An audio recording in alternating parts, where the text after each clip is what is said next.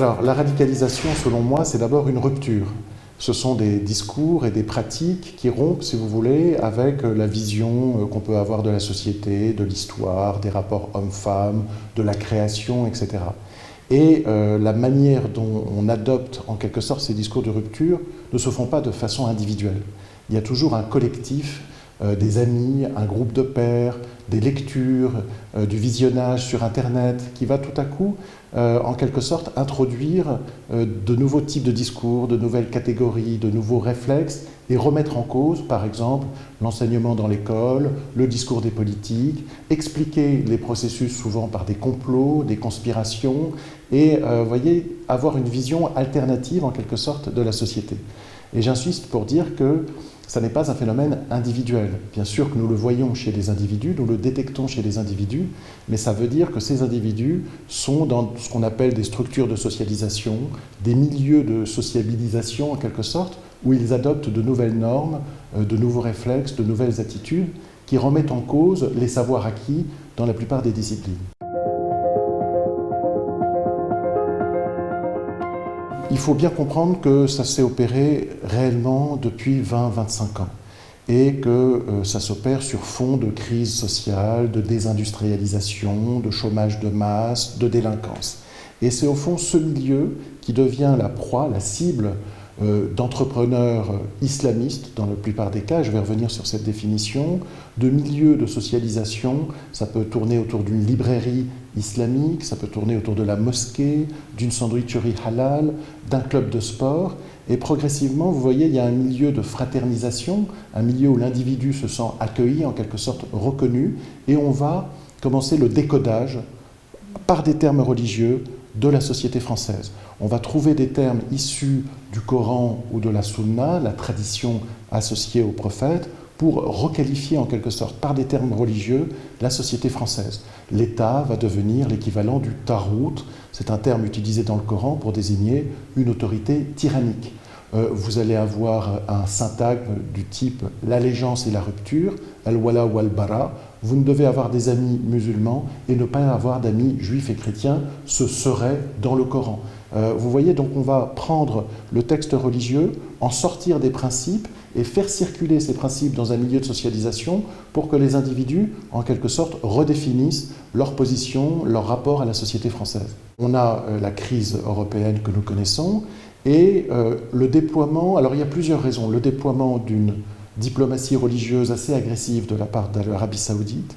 le fait que les courants salafistes se soient beaucoup travaillé la société française et les sociétés européennes à partir des années 90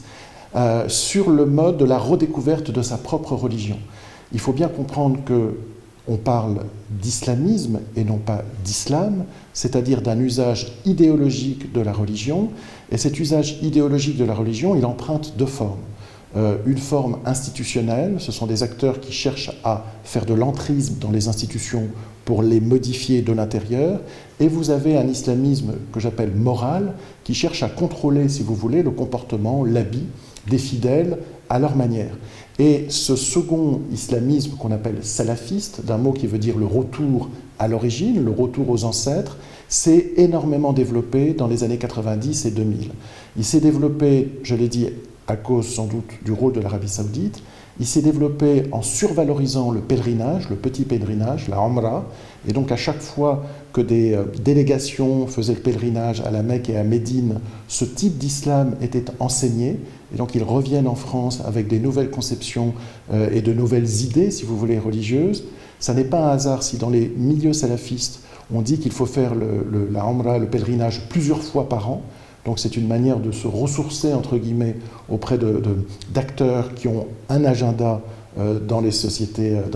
européennes. C'est l'apprentissage de l'arabe, mais un arabe qui n'est pas appris comme une langue de culture, mais qui est appris comme une langue religieuse, avec des manuels saoudiens qui vont insister également sur le recodage dont je parlais de la société française, l'invitation de beaucoup de prédicateurs saoudiens ou de prédicateurs du Golfe dans nos banlieues qui commencent dans les années 90, et un phénomène générationnel, c'est-à-dire que ce sont les plus jeunes qui vont s'emparer de ce courant, en quelque sorte, réapprendre l'arabe, travailler sur le hadith. Le hadith, ce sont les dits, les paroles, les propos attribués par la tradition au prophète, et donc il y a tout un travail de recodage de la société française à l'aide de ces hadiths. On va expliquer, encore une fois, pourquoi il ne faut pas avoir un ami juif ou chrétien, pourquoi une femme ne doit pas serrer la main d'un homme, à partir de mise en équivalence de ces propos qui auraient été tenus dans l'Arabie du 7e siècle, compilés à peu près 150 ans après dans l'Irak du 8e, 9e siècle, et utilisés pour dire et raconter la société française au 21e siècle. Donc c'est un travail très largement imaginaire, si vous voulez. Mais auprès d'une jeunesse qui a du mal à trouver sa place dans la société française, qui est souvent en situation d'échec scolaire, pas toujours, mais souvent en situation d'échec scolaire, ce type de message religieux va leur donner l'illusion qu'ils appartiennent à l'élite musulmane, que ce sont eux qui prennent le pouvoir en quelque sorte sur l'islam et qu'ils sont en mesure de cette façon de critiquer leurs parents, qui sont également musulmans, mais qui ne sont pas musulmans à leur manière, et de dire « mes parents sont des mécréants, mes parents ne connaissent rien à l'islam ». Donc c'est un phénomène générationnel, un phénomène de réseau qui s'est fait de manière peu visible sur les 15-20 dernières années et dont on voit maintenant les effets à travers les sondages, à travers le refus de la République, etc. La société française de 2021 présente des fractures très profondes. Celles qui sont introduites par l'islamisme aujourd'hui sont une fracture supplémentaire. Le phénomène est résistible. Il y a une attente de république, je pense, chez les plus jeunes, et il faut mener le combat sur le terrain, détecter ce type d'acteurs et immédiatement, j'allais dire, réaffirmer des valeurs, proposer des fraternités républicaines, réintégrer des éléments qui se perdent en quelque sorte dans ce type de discours et ce type d'attitude.